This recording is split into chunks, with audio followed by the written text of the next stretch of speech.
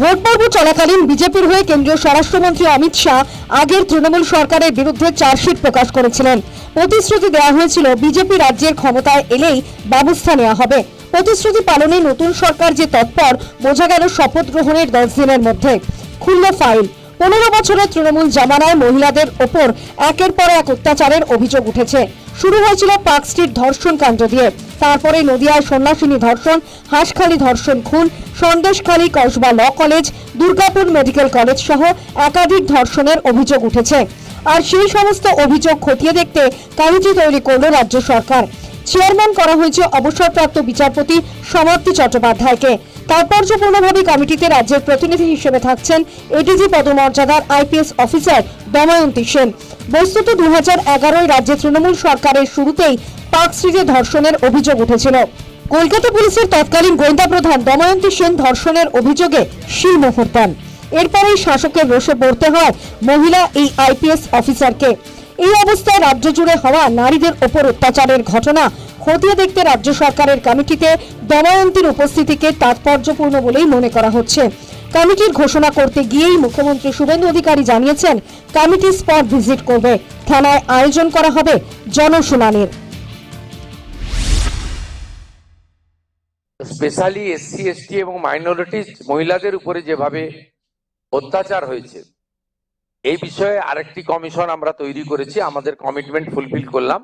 এর চেয়ারপারসন করা হয়েছে কলকাতা হাইকোর্টের রিটায়ার্ড জাস্টিস শ্রীমতী সমাপ্তি চ্যাটার্জিকে। তিনি চেয়ারপারসন হয়েছেন মহিলা নির্যাতন সংক্রান্ত বিষয়গুলি দেখার জন্য কমিশনের।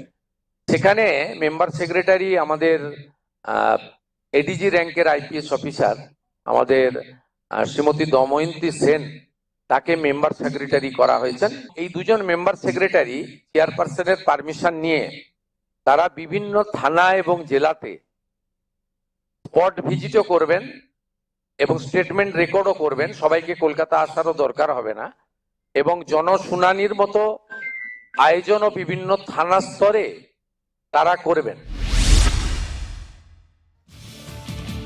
পূর্বতন তৃণমূল জামানায় একাধিক প্রাতিষ্ঠানিক দুর্নীতির অভিযোগ উঠেছে। আবাস থেকে রাস্তা কিংবা সরকারি প্রকল্প কাটমানি, প্রকৃত ভোক্তাকে বঞ্চিত করে অন্যকে সুবিধা পাইয়ে দেওয়ার মতো গুরুতর অভিযোগ সামনে এসেছে। রাজ্যের নতুন সরকার ক্ষমতায় এসেই এই সংক্রান্ত অভিযোগ খতিয়ে দেখতে একটি কমিটি তৈরি করেছে। কমিটির মাথায় রয়েছেন অবসরপ্রাপ্ত বিচারপতি বিশ্বজিৎ বসু। রাজ্যের প্রতিনিধি হিসেবে থাকছেন এডিজি র্যাঙ্কের আইপিএস অফিসার কে জয়রামন।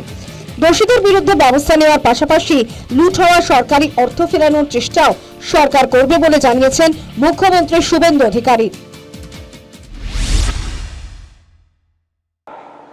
एक में चेयरमैन है एक्स जस्टिस विश्वजीत बासु और मेंबर सेक्रेटरी है करप्टेड पीपल का जम जयरामन साहब आईपीएस, जिन्होंने एसटीडीए घोटाला में आईपीएस को जेल के आईएएस को जेल के अंदर दिया था।